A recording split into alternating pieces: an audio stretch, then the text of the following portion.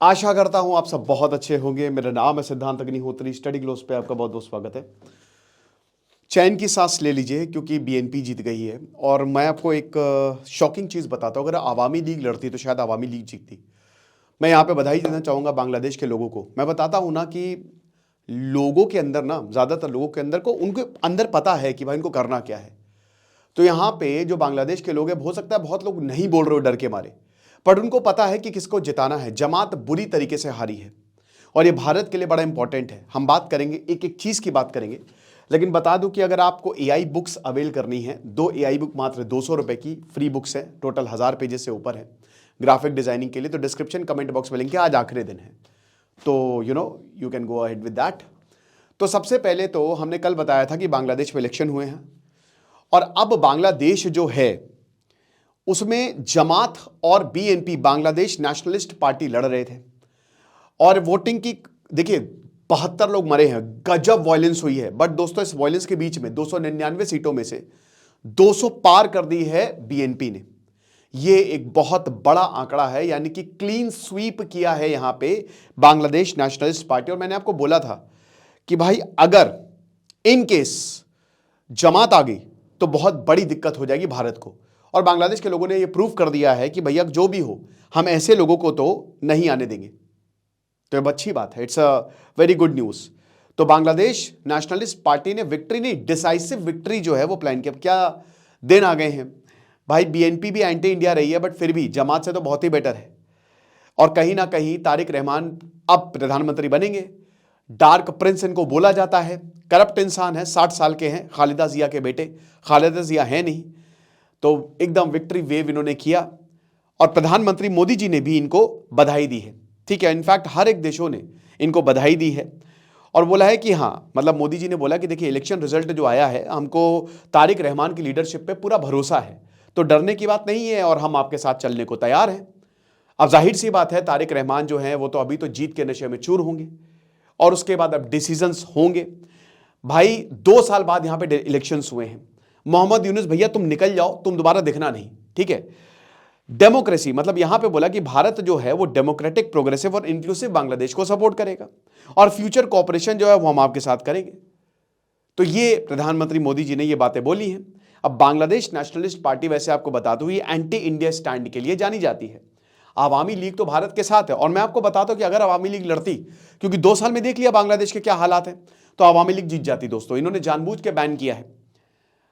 अब देखेंगे अगले इलेक्शन में। मैंने क्या बताया था कि ये सब टेम्पररी है, परमानेंटली आपको इंडिया के साथ रिलेशन करने ही पड़ेंगे। तो कहीं ना कहीं हिस्टोरिकली जो है वो बीएनपी एंटी इंडिया स्टैंड रखती है। आवामी लीग की मेन कॉम्पिटिटर थी, 2 लेडीज फाइट कर रही थी, खालिदा जिया एंड शेख हसीना। जैसे जमात कहता है कि शेख हसीना भारत में भेजो, भारत को भेजो, बीएनपी भी यही कहता है, बट ऐसा अड़ा नहीं है। उसको अच्छा है कि भाई अच्छा है शेख हसीना नहीं आ रही है। शेख हसीना आई, फांसी हो गई, तो हो सकता है एक अगेन दूसरा सेंटिमेंट जो है बांग्लादेश में, दूसरा रेवोल्यूशन भी हो सकता है। अब बीएनपी का जो मेन डिस्प्यूट रहा है वो वाटर शेयरिंग डिस्प्यूट रहा है भारत से, तीस्ता रिवर को लेकर रहा है, ठीक है, गंगा को भी, ब्रह्मपुत्र को भी। तो वाटर शेयरिंग डिस्प्यूट हमेशा से एक बड़ी प्रॉब्लम रही है। और बॉर्डर इश्यूज, ट्रेड इम्बैलेंस की भारत जो है हमको बहुत ज्यादा बेचता है, बट रोटी बेटी का रिश्ता हमेशा भारत और बांग्लादेश का रहा है, चाहे बीएनपी कुछ भी बोल ले। और यह भी बात है कि जब तक बीएनपी रही तब तक पाकिस्तान का काफी उदय हुआ, बट अभी सिचुएशन काफी अलग है। बांग्लादेश ऑलरेडी कियोस में है, हालात बहुत खराब हैं। 1 महीने के अंदर अंदर 15 हिंदुओं को मार दिया गया, अभी एक चाय वाले को मार दिया गया, परसों एक ट्रेडर को मार दिया गया था। यह हिसाब किताब है। तो पॉलिटिक्स जो है वो इस समय प्रैक्टिकल है, इमोशनल नहीं है। भारत बांग्लादेश का सबसे बड़ा नेबर है। उनको पता है कि बिजली आपूर्ति जो है वो भारत बांग्लादेश की पूरी करता है। चाइना काफी दूर है, कुछ भी कर लो, ना ही पाकिस्तान मदद के लिए आएंगे, ना ही चाइना मदद के लिए आएगा, मदद के लिए भारत आएगा। तो सिक्योरिटी कोऑपरेशन बहुत ही इंपॉर्टेंट है बोथ साइड्स के लिए। हम ये क्यों बोल रहे हैं कि अगर बांग्लादेश भारत में प्रॉब्लम क्रिएट कर सकता है तो भारत भी बांग्लादेश में आसानी से प्रॉब्लम क्रिएट कर सकता है। तो इकोनॉमिक ग्रोथ बांग्लादेश के लिए बहुत इंपॉर्टेंट है और वो डिपेंड करेगा रीजनल स्टेबिलिटी पे, कि अगर अगल बगल के रीजन स्टेबल रहे तो ही हम आगे बढ़ पाएंगे। और इसीलिए दिल्ली ने तारिक रहमान को सबसे पहले कॉन्ग्रेचुलेशंस किया। और अभी तो वोट की काउंटिंग हो रही है, हो सकता है 200 से ऊपर चले जाए, राइट। तो बीएनपी जाहिर सी बात एक बैलेंस्ड अप्रोच लेगा और हो सकता है कि सॉवरेनिटी इशू पे वो ज्यादा तगड़े से बोले। बट एक प्रॉब्लम है, बीएनपी हमेशा चाइना की तरफ रहा है। तारिक रहमान का रिकॉर्ड रहा है कि वो काफ़ी पैसा लेते हैं, उन्होंने बहुत पैसा खाया है, चाइना पैसा फेंकता है, भारत को उसको भी काउंटर करना है। तो हो सकता है आपको बहुत सारे ऐसे डिसीजंस देखने को मिले जो पर्सनल इंटरेस्ट पे ज़्यादा हो, और यहाँ तारिक रहमान जो है चाइना के साथ ज़्यादा एक्टिवली इंगेज कर सकते हैं, बट वो एक लेवरेज की तरह भी इशू यूज़ कर सकते हैं भारत के लिए। डायरेक्ट कॉन्फ्रंटेशन तो जाहिर सी बात है बांग्लादेश नहीं करेगा भारत के साथ, तो रियल टेस्ट है तो border security cooperation, Teesta water agreement, Teesta को हम कर सकते थे यार, कहीं ना कहीं भारत की गलती रही है। उस समय वेस्ट बंगाल नहीं मारा, ममता बनर्जी नहीं मानी 2014 में, आज से 10 साल पहले। अगर तीस्ता एग्रीमेंट हो जाता तो काफ़ी हद तक चीज़ें सॉल्व हो जाती। और अभी देखते हैं कि चाइना और इंडिया की जो स्ट्रैटेजिक बैलेंसिंग है उसको कैसे चीज़ें देखती हैं, तो यही चीज़ है। बाकी बीएनपी और भारत की बात करें और बीएनपी और चाइना की बात करें तो देखिए, आवामी लीग एरा तो अलग था, वो तो भाई बिल्कुल, क्योंकि शेख हसीना यहाँ से ही पड़ी थी, बट बीएनपी एरा बिल्कुल अलग होगा, बट फिर भी जमात से बहुत बेटर होगा।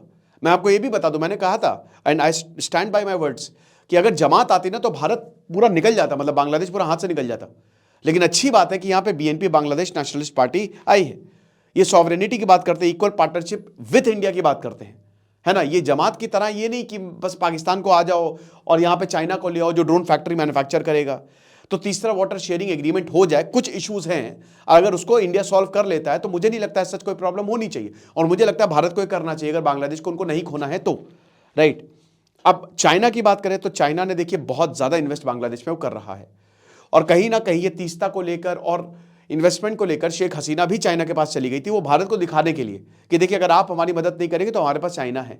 तो पोर्ट में जबरदस्त इन्वेस्ट कर रहा है, इंफ्रास्ट्रक्चर में इन्वेस्ट कर रहा है, पावर प्रोजेक्ट्स में इन्वेस्ट कर रहा है, डिफेंस सप्लाईज में इन्वेस्ट कर रहा है, और ये इंपॉर्टेंट क्राइटेरिया है बांग्लादेश के लिए, राइट। और पाकिस्तान की बात करें तो देखिए, पाकिस्तान तो पूरी तरीके से चाइना पे डिपेंडेंट है और भारत के साथ बहुत ज़्यादा दुश्मनी है, लेकिन बांग्लादेश का ऐसा नहीं है। बांग्लादेश की कोई भी दुश्मनी भारत से नहीं है, बांग्लादेश भारत की वजह से बना है, भारत ने बनाया बांग्लादेश। अभी 3-4 साल में कुछ ऐसा एंटी इंडिया प्रोपेगेंडा चला है कि दिक्कतें हुई हैं, ऐसा कोई प्रॉब्लम नहीं रही है।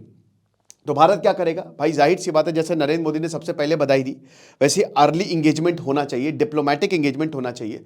तुरंत भारत के कोई बड़े मंत्री को बांग्लादेश जाना चाहिए और रिश्ते में सुधार की पहल करनी चाहिए, इकोनॉमिक इंसेंटिव भी देना चाहिए, उनको बताना चाहिए कि देखिए जो हुआ सो हुआ, अब एक नए रिलेशन की तरफ जाते हैं, एक नए रिश्ते की तरफ जाते हैं।